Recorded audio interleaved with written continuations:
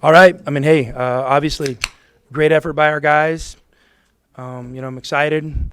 Wish I got time to take a breath and celebrate it, but that's not reality. We got a great challenge staring ahead of us Saturday, and we're locked in. What went into the decision to start Cedric Henderson tonight? I just thought it was the right thing for the team, and I'm going to give Pelle Larson gets a ton of credit. I mean, this wasn't a reprimand or a demotion. I mean, I just felt our bench needed something a little more consistent. Coming off of it, and he gives us some versatility. You can play him at the 3 or the 4, and to be quite honest, our big guys our young big guys need a little bit more time.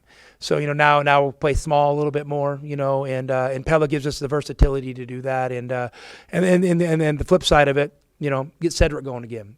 Cedric's been great. He hasn't complained one time. He's had some really good games. He's had some games, that he probably wishes was a little better, or probably wishes he's got a few more opportunities. So, if this can help out both those guys and ultimately it helps out the team, I felt like it was the right decision. And I met with Pella on Sunday and told him I was thinking about doing it, but I wasn't going to do it if he wasn't comfortable. And he gave me the go ahead and said, "Coach, let's do it." Did it work out better than you thought? I mean, both those guys seem to come through in this role. Were you already starting there, Bruce? Let's yeah.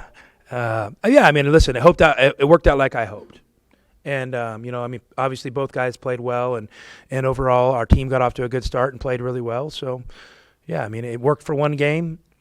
We'll see what Saturday looks like. This is the Ramey you hope to see more often?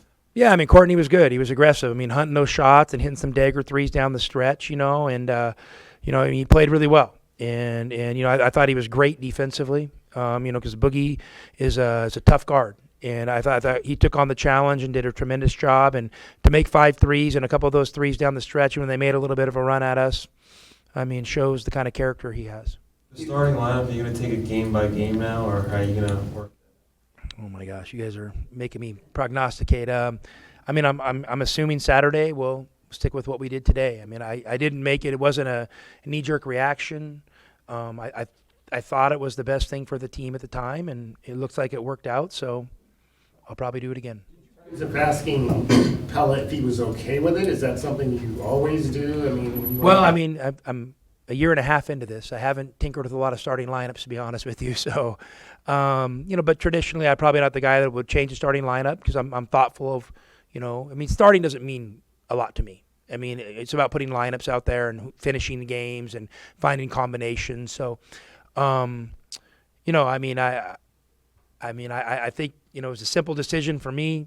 I made it kind of Saturday night after we played Oregon. I just wanted to make sure our team was cool with it, and we got great dudes, and they were cool with it. So it ain't much more complicated than that. Did you get after them to get on the board? So Azul's had 17. They had a very impressive. Well, for sure. I mean, our rebounding numbers are good, but I don't know for a good rebounding team, if that makes sense to you. I mean, our plus minus is good. Our percentages are okay. But I just think I think our team has more potential there. And, when you look back at some of the times we've struggled, I think a little bit has been effort-based on the glass. And listen, that's a common denominator for a lot of teams that struggle if you really dive in and really, dive in and evaluate the game. So we're no different than anybody else. I mean, the better we rebound, the better chance we have to win. You talk about the potential. Is that mostly for your guards and some of the wings? Because I think Azulis and Umar, they lead the Pac-12. It's a 5-man job. Rebounding's an every-man job. Like just the little tweak you did there led to overall efficiency better, the numbers look pretty good as far as. Hey, Nostradamus isn't here today. Okay, it worked out for one game. Let's see what Saturday has. You mentioned not the trouble with Henry and Dylan, maybe more time and going smaller. What specifically do they need to work on more than anything? I mean, with this, they just need to get experience, and they need to get experience playing in high-level physical games. And it's a variety of things. I mean, they both are trending in the right direction, and they're working hard, and they have good attitudes. And I've communicated with them, what we're doing all along. So, I mean, they're great teammates, and I think they're going to be a really important part of our future going forward. It's just, you're in a now moment. And in now moments, you kind of got to, figure out the best way to help your team win games and then build your team to, hopefully get to the NCAA tournament and be prepared to win games in that tournament. What are you asking of Kurt? Go moving forward? I mean, for Kerr, I mean, to be a floor general, I want him to get hot from three, I mean, I thought he did a better job today, when in the second half when maybe he got a little bit fatigued, of controlling the game. And I think what's happened with him a little bit in the past, I don't know if it's a mental fatigue or physical fatigue or a combination of both. I think he's just kind of made some panic decisions versus pressure at the end of these games. So that's what we're trying to work on, is just being a floor general, and then hopefully kind of rotating Kylan back in there a little bit more, gets Kerr more meaningful rest. I mean, I feel way more comfortable seeing 28 minutes in front of his name than 38. Hurt at all, or is he back when you have that hard fall there? You'll have to ask him. I don't know. I mean, I don't know. He played the rest of the game and came back in. I wasn't gonna give him a massage or anything, and just get back in there and toughen up. When Zoo has to play the 5 instead of the 4, what does that mean for him differently on the defensive end? Well, I mean, obviously he's guarding centers, and so he's probably going to be in the paint a little bit more. But Zoo's really grown defensively. I mean, we did a variety of things, switching with him when he was at the 4 today. Different ball screen coverages with him, and he's at the 5. But Zoo's an experienced, really good player, and he just needs to kind of figure it out, and obviously control the glass, and use his mobility on offense, maybe get some bigger, slower guys. I mean, the easy baskets for Umar have been tougher to get as of late. Where does he need to be better in that 2 to 4 foot range? Make them. Just make them. I mean, he's got to get better at making them. He missed those first 2 to start out the half, and I know he got frustrated. He probably, may have not gotten fouled on him. I'll let you guys be the judge of that. But you just got to make them. He's got to make him. We really value finishing, and he's been a great finisher overall. And he just, and unfortunately, if you finish one in the first half, it doesn't count for points in the second half. You got to finish every shot by shot by shot by shot. You're a big man connoisseur. Is there a science to teaching big men to finish? For sure.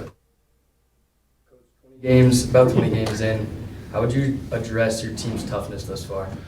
I think we have the ability to play with anybody, and we wanted to build this team to be gritty, and because I think ultimately, you have to do that to win games in the NCAA tournament, and I think we have that in our DNA, but I also know we have moments where it hasn't shown through, so we just have to keep hammering home and make it a joint effort for our guys, where they take pride in just being tough and being hard to play against. The explanation you got on Kylan Boswell's flagrant. Kylan Boswell's flagrant in the first half. I guess he we call tagged a roller a little excessively. I mean, that was it, hey, I mean, it's probably the right call. I just know that, we ran a ball screen offense, and I don't know how many times I've seen our rollers over the years get drilled and no call, because the refs usually don't have it. But the referee that called it he's one of the best officials in the game, and he's got great eyes, and he's great to work with, and so I'm sure he was right. Is there a correlation between pace and turnovers? Maybe harder to take care of the ball. I mean, maybe, but the ultimately it comes down to decision making. You just got to make better decisions. You got to have better fundamentals, and we're not any different than anybody else, and we just got loose with some of our decision making and fundamentals and some stretches of that game, and I think we can be better. One more question. UCLA coming to McHale on Saturday.